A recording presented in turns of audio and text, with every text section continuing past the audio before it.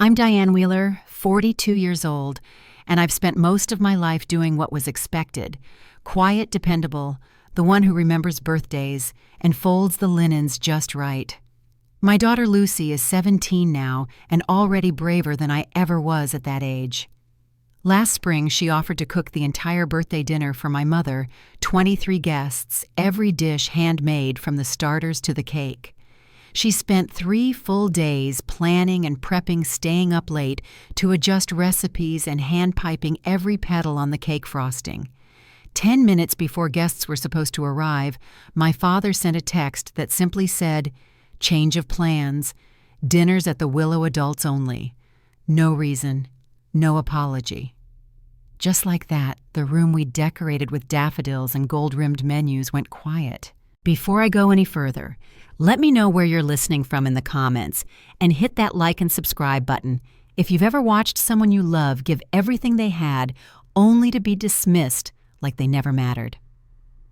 I grew up outside Savannah in a house where the curtains were always straight and the smiles were always practiced. My mom ran a tight ship, clean surfaces, quiet children, and photos that looked like we belonged in a magazine spread. My sister Hannah had a way of lighting up a room and knowing it. She got the praise. I got handed the broom. My dad liked his routines. And I learned early on that staying small kept the peace. I met Russ when I was 20. He worked in cabinetry, said more with his hands than with his words, but he listened when no one else did. We started a home goods shop in town. He built the pieces and I painted them. We made enough to get by. When Lucy came along, we promised each other one thing: she'd grow up knowing her voice mattered, even if it didn't win her any applause.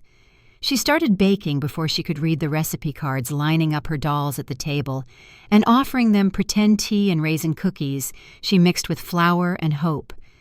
By the time she was 10, she was reading cookbooks like novels, flipping through techniques and learning terms I had to Google. Last year, she said she wanted to cook Grandma's birthday dinner. All of it. I told her it was a lot. My mother's not easy to impress, and neither are some of the cousins. 23 people, dietary quirks, no shortage of judgment.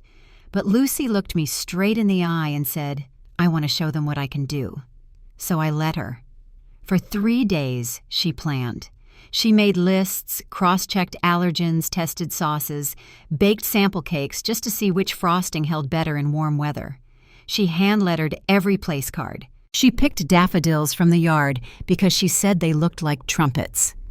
The morning of the party, she was up before the sun, curled her hair, tied on her apron. She adjusted the lighting twice, didn't want it too stuffy, didn't want it too dim. By late afternoon, the house smelled like rosemary and citrus. The table looked like a magazine. I was standing in the dining room when the message came. Just a short text from my father, nothing more than a sentence. Change of plans. Dinner's at the Willow. Adults only. I read it twice before it sank in. Lucy was still in the kitchen humming while she checked the pear tarts. I hadn't figured out yet how I was going to tell her. I stood by the dining room window watching the late light spill across the table we'd spent all morning setting. The daffodils Lucy picked from the backyard stood bright in their little jars, like yellow trumpets, announcing something that never arrived. Her place cards were still tucked by each plate, hand-lettered in gold ink. Everything was ready. 23 chairs, folded napkins, menus printed and trimmed, and not a single car pulling up the drive. From the kitchen, I could hear the faint clink of her adjusting oven racks. She was still humming, still in her apron with that streak of ganache across the front. She'd been up since before dawn. Didn't even sit to eat her toast. She'd checked every last item on her prep list twice, maybe 3 times. I looked down at my phone again. That text from my father was still sitting there like a heavy stone. Change of plans. Dinner's at the Willow. Adults only. No explanation. No punctuation. Just that. I tapped the screen once, then again, as if something else might appear. Then a photo came through. My sister's kids already seated at a long restaurant table, laughing with sodas and plates in front of them. My mother holding a wine glass mid-toast. My father grinning menu still in his hand. I walked into the kitchen slowly, not sure how to say it. Lucy turned toward me, smiling. She was holding a tray of candied citrus slices. "Do you think Grandma will like the lemon glaze?" she asked. I nodded. "It's perfect, sweetheart." I hadn't answered her real question yet. My hand was still holding the phone. She noticed. "What's wrong?" she asked, her voice still light. I didn't answer right away, and she didn't wait.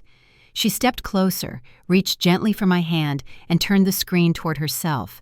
Her eyes scanned the message, then the photo. She didn't speak. She just stared. Her cousin was mid-bite. My mother was raising her glass. The restaurant lighting made the scene look warm, almost staged. Lucy blinked, then turned her head toward the cake she'd made that morning. 3 layers, lavender frosting, white chocolate curls. "We should throw it all out," she whispered. I shook my head. "Not this time." She didn't cry. She didn't yell. She just stood there quiet, her hands twitching near her sides.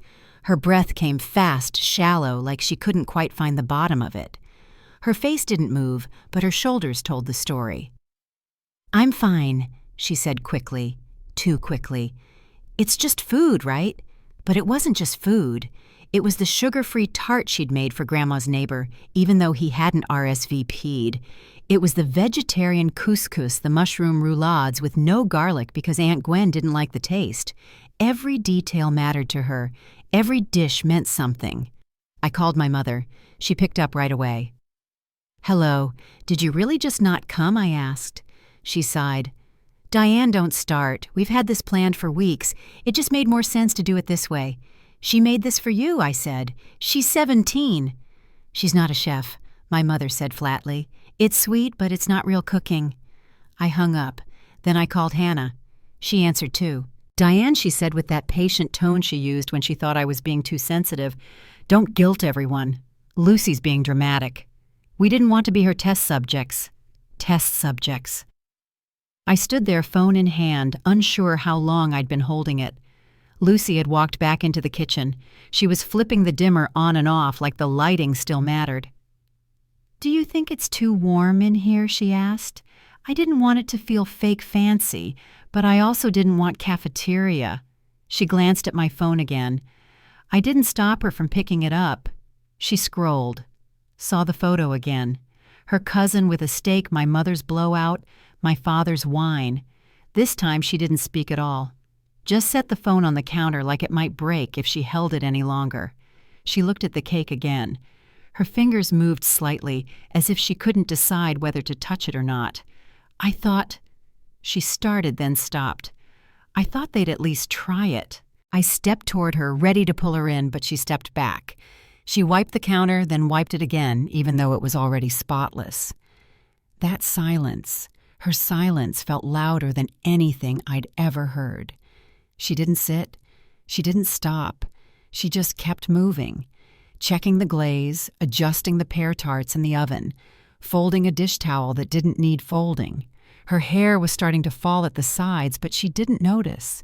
Or maybe she did and didn't care. At one point, she leaned against the counter, eyes unfocused, breath slow. "Maybe they just forgot," she said softly. Or maybe Grandma was tired. "It's not personal." I didn't respond, because it was. She turned to the table again. I even made a separate risotto for Aunt Maggie. "No onion, no pepper. She's allergic, right?"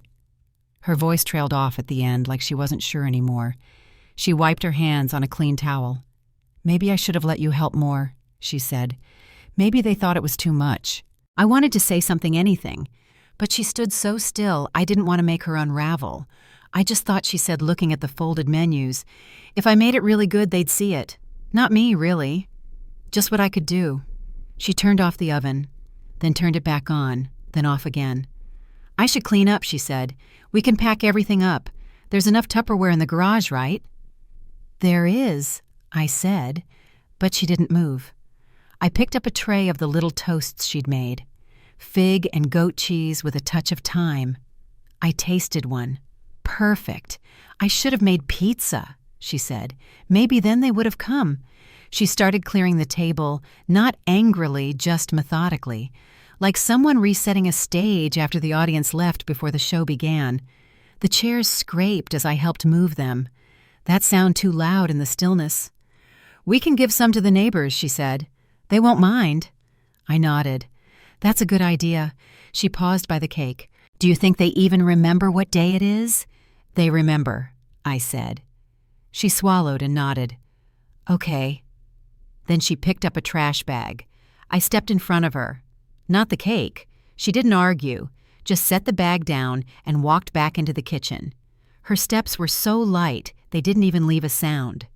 That night, long after she'd gone upstairs, I stayed in the kitchen. Every dish was clean, every container packed and labeled in her neat handwriting. The cake was still on the counter. I didn't touch it. The house didn't feel like it had been left behind. It felt like something had been taken from it, quietly, without warning. And in the silence, something else settled in. Something I hadn't named yet, but I would. Soon. Because if they could turn their backs on her like that, then maybe it was time we stopped waiting for them to turn back around. I woke up before the sun, though I hadn't really slept. The house was quiet. Too quiet, the kind of silence that settles after something breaks. I pulled on a sweater padded down the hallway in socks and stopped just short of the kitchen. The cake was still there, right where she'd left it. 3 tiers candied violets holding their shape, lavender frosting, smooth as porcelain. It looked untouched. The air still smelled faintly of sugar and citrus, like the house hadn't realized the night was over. I opened the fridge. Every container was packed, sealed, labeled in Lucy's careful handwriting. Fig toast, lemon couscous, sugar-free tart. She'd even marked which ones were vegetarian, which ones had allergens. I stood there a while, not reaching for anything, just staring. Every bit of it had meant something. Every dish, every note, and none of it had been seen. When I turned toward the dining room, the table was still fully set. Place cards in gold ink, folded napkins, printed menus lined up just right. It all looked too perfect to touch, like a stage waiting for a scene that had already been cut. I placed one hand on the back of a chair and didn't let go. Something shifted in me. Not anger, not even sadness, just a feeling like something had to change. I picked up my phone. Then I called Russ. "Can you come home?" I asked. "I'm already on my way," he said. After I hung up, I scrolled through my contacts. I didn't know exactly what I was doing yet. I just knew I couldn't leave it like this. I started with Nora next door, then a few folks from the co-op, some we hadn't seen in months, Becca from work, a couple we used to sit with at school fundraisers, people who used to wave from their porches who brought pies at Christmas. I didn't explain much. My daughter cooked for 23 people, I said. They didn't show. We have more food than we can eat. If you're free, come by. Some I called, some I texted. A few I left voicemails for. I didn't sugarcoat it. I didn't dress it up. I just said the truth and waited. Russ pulled into the driveway not long after. Nora was already at the door holding a bottle of red wine and a bundle of cloth napkin rings she thought might come in handy. She didn't ask questions. She just smiled and stepped inside. Then the Thompsons showed up, their 3 kids in tow, each holding a paper plate. Then Becca and her son with gas station tulips and a stack of cups. The doorbell rang again and again. One woman I barely knew from a bake sale last spring showed up with a container of warm cider and said I heard, "Tell me where to sit." I stood in the foyer and nodded. "Anywhere you can find a chair." We moved furniture to make room. Russ dragged in the folding table from the garage. Someone brought camping stools from their trunk. The coffee table ended up in the hallway. It was crowded, mismatched, and nothing like the setup Lucy had planned, but it was full. I didn't hear her come down the stairs. When I looked toward the kitchen, she was standing in the doorway. Her hair still curled at the ends, a faint crease on her cheek from the pillow.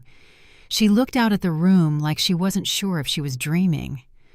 "Mom," she said softly, "what is all this?" I didn't pause. "I'm salvaging your dinner," I said. "Help me find more chairs."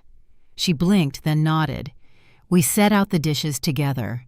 It didn't match any more cloth napkins with paper plates crystal next to plastic, but no one seemed to care.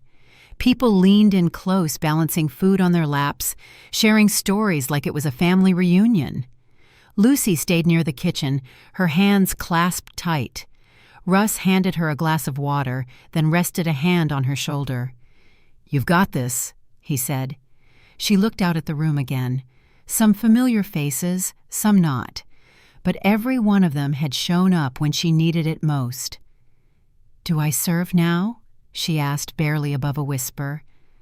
"No," I said gently. "You serve your menu." She took a breath, picked up the first plate and stepped forward. Butternut squash tarts with sage cream. She moved slowly at first, cautious, but by the time she reached the third guest, her hands had stopped shaking. People took their first bites, and the room shifted. Not louder, just quieter in a different way, the kind of hush that comes when food is better than anyone expected. "Is that nutmeg?" someone asked. "This crust is incredible," said another. "A teenager made this." Lucy didn't react much, but I watched her shoulders ease. The main course went just as fast. Herb chicken roulades, lemon couscous, roasted mushrooms. Plates were scraped clean. A man I didn't recognize stood up and tapped his glass with a spoon. "I don't usually do speeches," he said, "but this deserves one." The room quieted. To the young woman who cooked with heart, who fed a room of strangers not because she had to, but because she could. "You've got something rare. I hope this is only the beginning." He raised his glass. One by one, everyone stood. Lucy stayed still at first. Her hand rested on the serving spoon. Then she turned to me. I nodded. She didn't cry, but her eyes softened. Someone brought out a backup cake, store-bought plastic lid still on, but the crowd insisted she cut her own. She did. And when a little girl tugged at her sleeve and asked if she could cater her birthday party, Lucy smiled, really smiled, not the polite kind, a real one, light and quick and completely hers. That night, long after the last guest left, she curled up on the couch beside me. Apron still on hair, a little messy. She didn't say much, just whispered, "I think I finally cooked for the right people." I whispered back, "You always did. They just weren't ready." The lights were low, the table was cluttered, but the silence felt full, not empty. We didn't know it yet, but that was the moment everything started to shift. It was nearly 2 a.m. by the time the last guest left. The house had gone still again, but it wasn't the same kind of quiet as the night before. There were tulip stems in the sink napkins tucked into chair cushions, and the last of the lavender cake cooling under foil. Lucy had fallen asleep on the couch, with her head against my shoulder, apron still tied, hands curled, like she was still holding a spoon. I didn't move, just sat there listening to the soft rhythm of her breathing, steady and peaceful. I hadn't heard her breathe like that since before the party. Then came the knock. Not frantic, not hesitant, just 3 sharp raps on the front door. I stood up slowly, careful not to wake her. The porch light was still on. Through the window, I saw them, my parents, side by side, in matching windbreakers, their backs stiff, like they were waiting for someone to answer for something. And behind them, a few steps back, arms crossed and mouth set, stood Hannah. I opened the door, but didn't say anything. My father stepped forward before I could. "You need to fix this," he said. My mother was right behind him. "Do you have any idea what you've done to our reputation?" Hannah didn't speak, but I could see it in her face. Her words were coming, just waiting for the moment that would land hardest. They didn't wait to be invited. They stepped into the hallway like they had every right to be there, like they hadn't ignored a 17-year-old's dinner, and disappeared without a word. "You told the media we abandoned her," my mother said sharply. "You let that article go to print." "I didn't tell anyone anything I said. A journalist showed up. She ate the food. She asked what happened. She wrote what she saw." My father pointed his finger toward me. "You think this is funny? Everyone at church saw it. Our neighbors won't speak to us. My golf group won't even return calls." "That must be hard," I said. That was when Hannah stepped forward, voice flat and practiced. You need to issue a correction. Publicly, say it was misunderstood, say it was taken out of context. Context, I repeated. Did someone else send that message from your phone? Did someone else charge dinner to my business card? Did Lucy imagine the photos of you all laughing at a restaurant while she stood here with a handmade cake? My mother's voice broke slightly. You've made us look like monsters. I kept my tone even. You did that yourselves. She just cooked. They didn't flinch. They only dug in deeper. She humiliated us, my father said. She's ungrateful. She weaponized the internet to shame her own family. And then my mother's eyes moved past me down the hallway. Lucy was there barefoot in one of Russ's sweaters, her face still soft with sleep. Her hair was slightly tangled at the crown. She hadn't said a word. You should be ashamed of yourself, my mother said to her. I didn't remember moving, but I was suddenly between them, back away from my daughter. Russ appeared at the top of the stairs, holding two of the folding chairs we'd borrowed the day before. He took one look at Lucy's face, then mine, and came down without saying a word. You need to leave, he said firmly. My father narrowed his eyes. This is a family matter. Russ didn't move. And this is our home. You don't get to come in the middle of the night and yell at a 17-year-old girl who made you dinner. They stood frozen. Then Hannah turned and muttered something about legal action. My parents followed. The door closed behind them. The house was still again. Lucy hadn't moved, but her breathing had changed. Slower, fuller. Her eyes didn't leave the door. Mom, she whispered. I turned toward her. She pointed across the street. Jeff, our neighbor, was standing on his lawn phone, in hand still recording. By morning, the video was already posted in the local Facebook group. The title read, "Those grandparents from the teen chef story just showed up screaming at her doorstep." It had been shared over 300 times by noon. The comments came in waves. Who yells at a kid over a cake? This poor girl deserves better. I'd be lucky if my daughter could cook like that. This is why people go no contact. Lucy sat curled on the couch, wrapped in a blanket. Her hair still smelled like vanilla. I stirred her cocoa while scrolling through the messages. Before I blocked them, I saw the last texts from my parents. You've ruined us. We'll take legal action if you don't correct this. This is elder abuse. I didn't respond. I blocked all three of them. Mom, Dad, and Hannah and I deleted the group chat they used to control the conversation. Then I opened the business account and removed the card they'd used to charge dinner at the Willow. That particular privilege would not return. I posted one message on my own page, just one. We stand by every word and we're done protecting people who hurt our daughter. I expected some pushback, but what followed was something else. People I hadn't heard from in years started reaching out. Messages came in from neighbors, co-workers, strangers. A local chef messaged to ask if Lucy would be interested in shadowing in their kitchen over the summer. Then a comment appeared on the article itself from Charleston Culinary Academy. We've heard of Lucy. We'll be watching her journey. She stared at the screen for a long time before saying anything. Then she whispered, "They saw me." She didn't cry, just sat still like something quiet had opened up inside her and let a little light in. And that was the moment I knew the shift had happened. It happened almost a year later, right around the same time of day. Late afternoon light filtered through the kitchen windows, soft and golden, catching the edge of the counter where Lucy had once placed those candied citrus slices. She was standing in that same spot now, carefully chopping rosemary for a catering order she'd designed herself. Roasted lamb skewers, lemon potatoes, fig tart with fresh thyme. Her playlist was playing quietly in the background, and her apron was crisp and clean, her name embroidered in dark green across the chest. Russ and I were at the dining table folding delivery boxes and double-checking labels.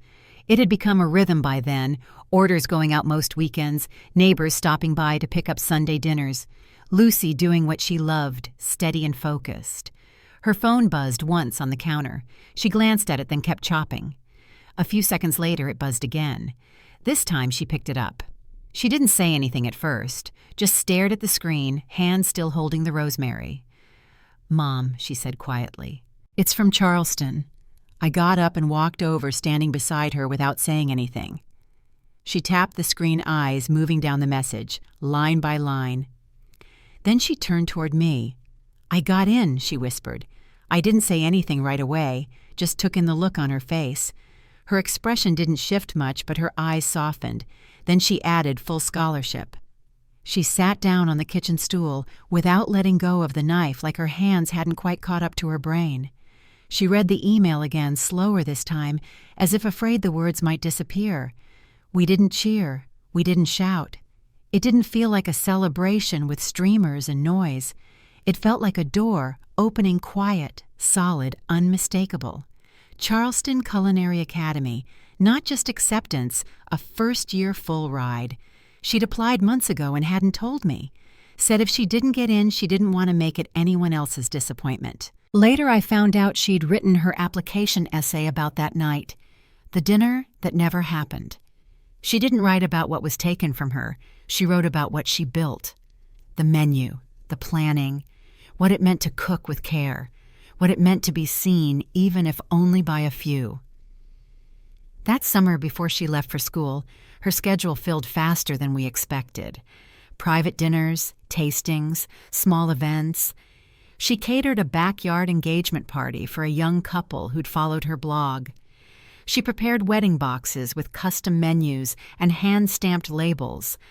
A retired teacher across town started requesting her chocolate tart every Sunday for church potlucks. The local bistro that once invited her to shadow ended up featuring her in their summer newsletter, called her a rising voice in Southern flavor storytelling. She didn't change her pace, didn't chase followers. She just posted what she made recipes, plating shots clips of her stirring ganache or slicing apples in quiet afternoon light. People started commenting, then sharing. Her audience grew, but she stayed steady. Every few weeks, someone from Charleston sent a note. "Keep going, Lucy," or "We're watching your progress." One of them even mailed a handwritten card that read, "You've got hands that tell a story." That one she framed. It hangs above her desk now. We never heard another word from my parents or from Hannah. I'd blocked them, and they never tried again through another channel. Word got around, though. They moved 2 towns over that spring. Someone told us they claimed it was for a quieter lifestyle, but I knew better.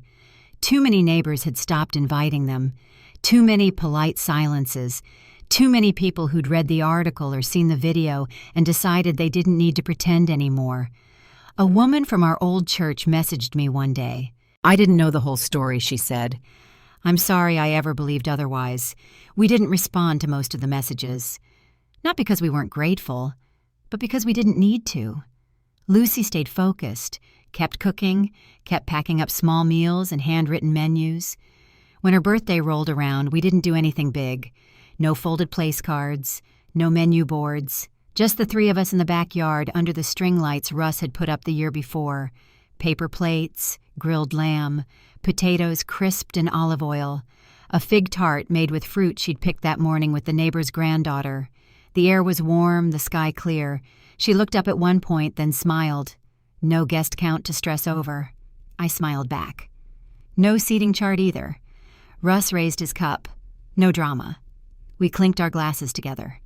Lucy leaned back in her chair, hands a little sticky from the syrup on the tart. "This might be the best birthday dinner I've ever cooked." She meant it. It wasn't for show. It wasn't for recognition. It was just hers. And I didn't need to ask if she was thinking about them. I knew she was. I was too. But not with the same weight, not with the same tightness in the chest. There was no ache left, just space. They had filled their silence with judgment. She filled hers with work. And soon it was time to pack the car. It was early September when we drove her to Charleston. The days still held the tail end of summer, but the mornings had started to shift. Softer air, cooler shade. She packed carefully, just the essentials, her apron clean and pressed, a binder of her favorite recipes, a printout of her first blog post, still creased from reading it too many times. Her knives were wrapped in a cloth roll she'd stitched herself. Russ drove. I sat in the passenger seat holding a thermos I barely touched. Lucy didn't say much, just stared out the window, her fingers tapping quietly against her knee. When we arrived, check-in was smooth. She signed her name, picked up a welcome folder, and was handed a plain white chef's coat with the school crest stitched into the sleeve. She didn't put it on, just held it close and walked with measured steps toward her dorm room. We helped her unpack just a little. She wanted to do most of it herself, a few books, her journal, the framed note. By the time we stepped out, the room still looked simple, but she didn't seem nervous. Just ready. She gave me a hug that lasted longer than usual. "I'll call after class tomorrow," she said. "Don't wait up." We didn't. But that night I kept my phone beside the bed anyway. The weeks after Lucy started school settled into something gentle. She sent messages almost every day, sometimes full updates with photos of plated dishes, sometimes just a picture fennel shaved over roasted carrots, or a sauce draped just right across a clean white plate. Her instructors liked her. She was invited to stage in second-year kitchens on the weekends, rotating through different stations, getting a feel for the pace. She started talking about plating balance like it was poetry, where the eye rests, how color leads the fork. She was always learning, always watching. One night she sent me a short video, just her pouring lemon glaze over a cake, the same glaze she'd made that night a year ago. I watched it twice before bed, then again in the morning. The motion was smooth, confident. Her hands looked older now, not from age, but from clarity. By October, her blog had taken off, not viral, but visible. Local chefs shared her content. A regional food magazine reposted one of her reels titled, "The Girl Who Turned Rejection into Flavor." She didn't tell me right away. I found the article through someone else. When I brought it up on the phone, she smiled. "It's not really about me," she said. "It's about the work." Still, the attention brought other things, familiar ones. A few days later, I stepped onto our porch and noticed an envelope tucked beneath the doormat. Cream-colored, no return address. Just my name written in my mother's narrow handwriting. I opened it at the kitchen table. Inside was a short note. Neat, formal. "We miss you. Let's talk soon. It's time to move on." No apology, no mention of Lucy, no acknowledgement of anything that had happened. I left it on the table. Russ picked it up when he came in from the garage. He read it once, then looked at me. "You want me to shred it?" I nodded. He didn't ask again. A week later, Lucy forwarded me an email from Hannah. It was short, just a handful of lines. "Just wanted to say I'm proud of you. You've come a long way. Maybe we could reconnect sometime. Family's important." Lucy added one line underneath before sending it to me. "Is this real?" I didn't answer right away. That evening we FaceTimed while she prepped for a weekend lab. She was chopping radishes while her roommate played music in the background. Her sleeves were rolled up, her hair was tied back. She looked older than I remembered, but not worn, just clearer.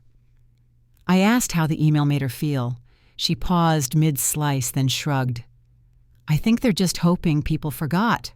That was all she said. She went back to chopping. I watched her hands move across the cutting board. She didn't sound angry, just done. She didn't respond to the email. Neither did I. But it didn't stop there. A few days later, I saw a post shared by someone I barely knew. A vague statement about how stories can be exaggerated, how there are always two sides. Someone had commented underneath, "Is this about that teen chef? Her parents did nothing wrong. No names, no details. Just enough to make the story feel uncertain again." I didn't reply publicly. I didn't argue or explain, but I did something else. I opened the original article, the one Devin had written that night, and I shared it again. I added one sentence. "Some stories don't need correction, just memory." A few hours later, Lucy posted a new recipe. Beneath it, she wrote, "For the ones who show up. Always." That weekend, she came home for a visit. Just a short one. No occasion. Just time. We grilled again in the backyard. She brought fresh lemons, rosemary, a loaf of sourdough she'd baked that morning in the campus ovens, and 2 jars of fig preserves she'd made herself. No guest list, no cake stand, no folding chairs to borrow, just us. She spooned the fig jam onto thick slices of toast she grilled over open flame. She tossed potatoes with sea salt and olive oil. She seared lamb skewers in the cast iron until they browned just at the edges. At one point, she looked up and smiled. No folding chairs to return this time. Russ chuckled. I reached for my cider. We didn't say much. The breeze was soft. The sky held a quiet kind of blue. Somewhere down the street, someone played an old record through open windows. The topic of her grandparents came up not directly, just brushed against it. She didn't flinch. They can move on, she said, pouring sparkling cider into our cups, but they don't get to revise what happened. We toasted. No clink, just a quiet raise of glasses.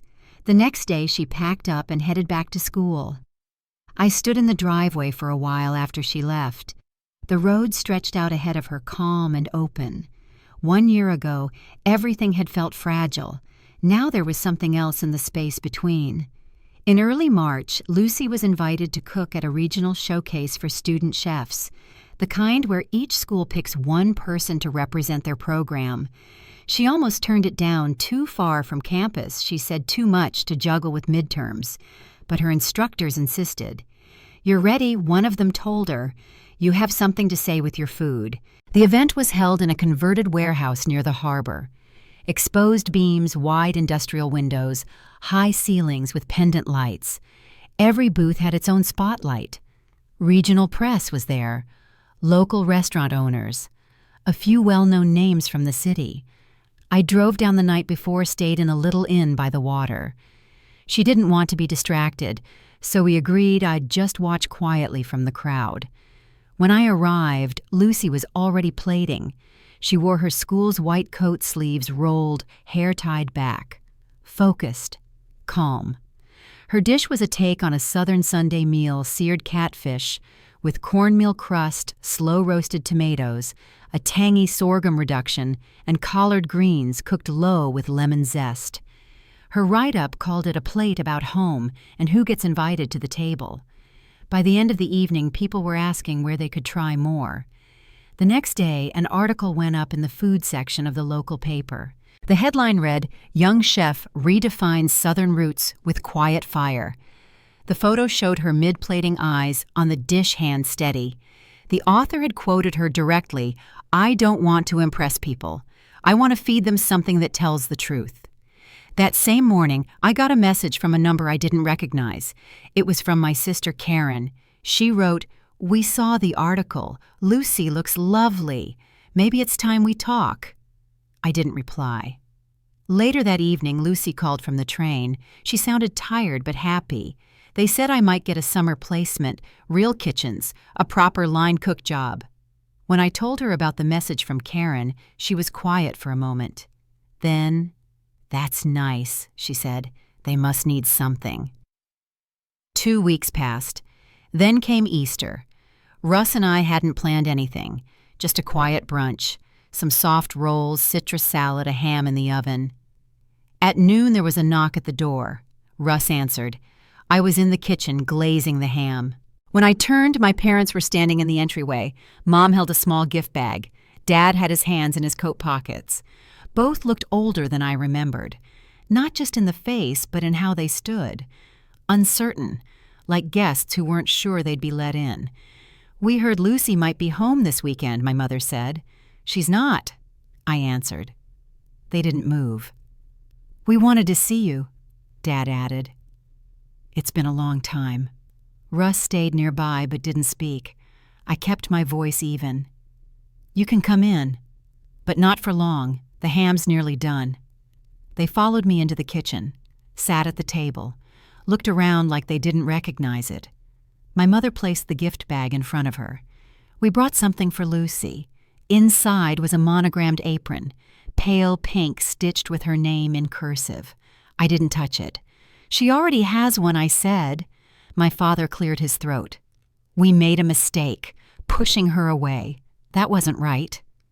I folded a napkin and set it beside the sink. You didn't just push her away. You made her question whether she belonged anywhere. They didn't respond. I let the silence sit. Eventually, my mother said, "We'd like a chance to fix it. Maybe she'd be willing to visit sometime." "She's busy," I replied. "And even if she weren't, she's not the one who should make the next move." My father shifted in his seat. Families go through things. What matters is we find our way back. I turned off the oven. What matters, I said, is that the harm is named, not covered. They didn't stay for the meal. When they left, they forgot the apron on the chair. Lucy called that night. I told her what happened. She didn't say much at first. "Then I'm glad they came to you, not me." "I didn't invite them," I said. "I know," she answered. "But they showed up because of you. Because you didn't fold." She paused. "Do you think they mean it?" I looked at the apron still sitting on the chair. "I think they mean to feel better," I said. "Not to make things right." Lucy didn't reply, but I could hear the understanding in her breath. The next day she posted a new recipe, a citrus tart with rosemary crust. The caption read, "For the people who taught me to taste everything, even the bitter notes." 2 weeks after Easter, Lucy received a letter, not an email, not a text, but a folded card in a cream-colored envelope. The handwriting on the front was unmistakable. My mother's. Inside was an invitation. "We'd be honored if you join us for Sunday dinner. Just you. No expectations. Just family." The words were careful, polished, the kind you write, then rewrite a few times before sending. There was no apology, just that single line, "We hope you'll consider it." Lucy brought the envelope to the kitchen table and slid it toward me. "I don't know what to do with this," she said. I poured us each a glass of tea. The room was quiet, except for the ticking of the wall clock. "You don't have to do anything," I said. "Not if it costs you peace." She nodded, but didn't speak. Her fingers rested lightly on the paper. She didn't seem angry, just tired. That Friday she packed a small overnight bag, left it by the door. "I might go," she said, almost to herself, "just to see." I didn't press her. I just made sure her car had gas, and I slipped a little envelope into her tote before she left. Inside was a photo, the two of us years ago. She was 6, holding a measuring spoon with both hands. I was laughing behind her flower in my hair. On the back I'd written, "You come from love. Don't let anyone make you forget." She came back Sunday night just after dark. She didn't speak right away. She just sat down, slipped off her shoes, and let out a long breath. "It was strange," she said. "Everything was the same, but quieter. The house felt smaller." "Did they say anything?" I asked. She nodded. "Dad said they'd been wrong, not just about me, about a lot of things. Mom didn't talk much, but she listened. I waited. They asked me to come again. I said maybe."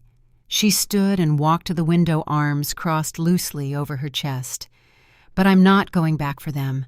Not to fix things. I'll go if I feel like it, if I want to." I walked over and stood beside her. "Good," I said. "That's how it should be." That night she baked a batch of rosemary rolls and sent half of them across the street to Mrs. Granger, the widow who lived alone with her cat.